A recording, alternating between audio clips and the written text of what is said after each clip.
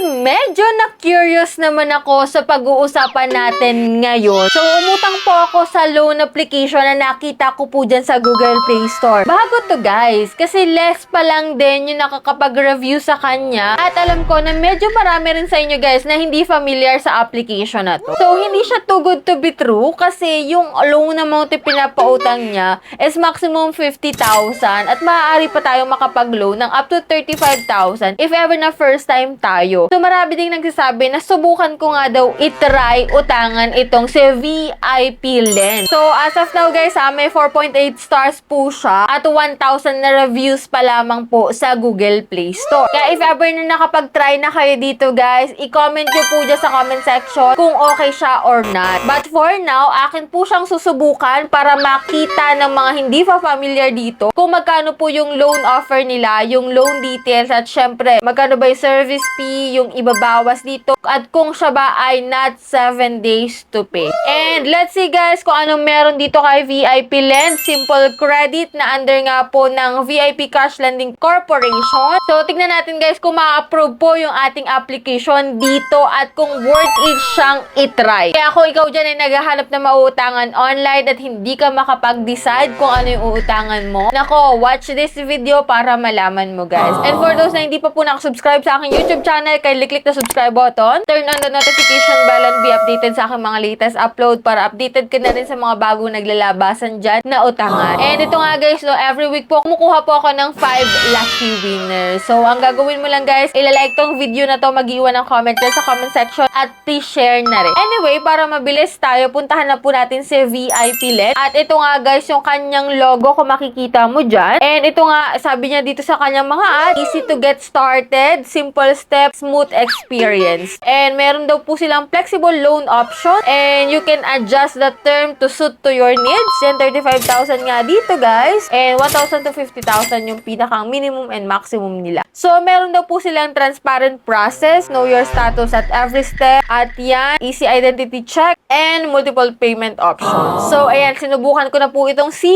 VIP Lend. And sa unang bungad guys, permission authorization notice ang makikita mo. Click natin yung agree. And syempre, login kung may account ka na and sign up kapag wala pa. And dito guys, maglalagin tayo using our active mobile number and then may isasend po doon na 6-digit OTP code. And ito nga guys, no, maximum loanable amount is 50,000 pesos. Loan term daw po nila is 91 to 360 days. May daily rate po sila na 0.05%. And i-click natin yung apply para makita natin guys. And dito nga guys, ito po yung mga list ng ID na pwede, no? Dito guys, sa complete your profile, ito po ay fill upan mo lang po and then continue. Dito guys, pwedeng-pwede kahit ikaw ay housewife, student, fisherman, farmer, unemployed, freelance, retired, and self-employed. Ayan. So, walang discrimination, no? Lahat pwedeng makautang. So, dito guys, sa contact information, 2 contact number lang po ang hinihingi nila kasi optional naman yung ikatlo. And after nun guys, eto na nga, hindi ko siya ma-screenshot kaya pinicturan ko lang po siya. Ang offer niya po sa akin is 2,000 guys. So, ito po ay may service fee na 660 pesos. And ang marireceive na lang natin guys do sa 2,000 pesos is 1,340. Pero guess what? Ito po ay 6 na installment which is babayaran mo siya ng utay-utay guys. Kasi nakalagay dito, ayan, sa repayment to 2,153. Ay, hindi pala siya installment guys. Kasi magbabayad ka na ng ganun kalaki after 7 days. Kasi ngayon po ako nag-apply July 19. So, 19, 20, 21, 22, 23, 24, 25. So, 6 days nga lang, guys, no? So, para sa inyo, 6 terms, 6 installment nila.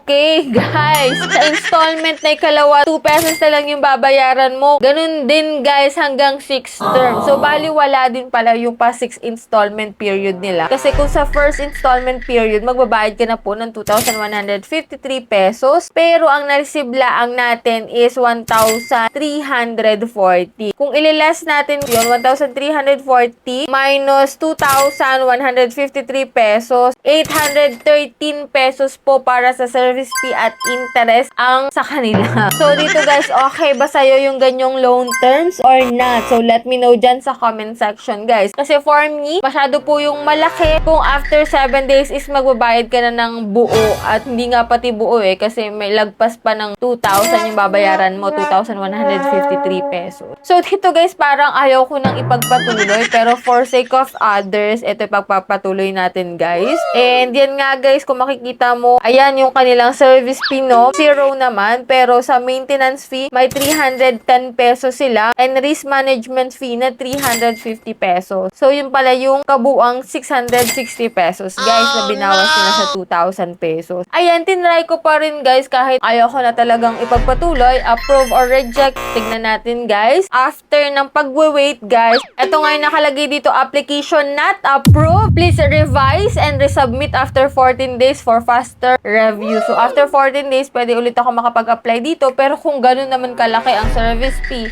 technical or maintenance fee, kung para saan man yun yung binawas nila, parang nakakatamad mag-reapply. Kaya pala pinapasilip sa akin tong si VIP Lend. Ganito pala ang meron dito, no? So, hindi mo siya buong mare-receive. Medyo malaki yung bawas at 7 days to pay po siya. So, kayo na lang talaga ang mag-decide kung i-install nyo pa rin to at mag-a-apply kayo dyan. Nasa sa inyo po ang decision. Kung kailangan nyo po ng instant cash, why not na itry ito? Pero pag-isipan nyo rin pong mabuti, no? So, narito lang naman po tayo para i-guide kayo kung ano yung dapat yung utangan online. So, yan lang po yung ating vlog for today kay VIP Lend. So, hindi po tayo na-approve at siya po ay 7 days to pay lang. Alam nyo naman, hindi po ako nagre-recommend ng 7 days na loan application. Sa bukod nga sa malaki yung kinakaltas, is agad-agad magbabayad ka na, diba? So, yan po yung ating vlog for today. If ever na may katanungan kayo, i-comment nyo lang po dyan sa comment section. And for those na hindi pa po nakasubscribe, just click the subscribe button, turn on the notification bell, and be updated sa aking mga latest uploads. So, bye-bye na muna for now, guys. See you on my next video.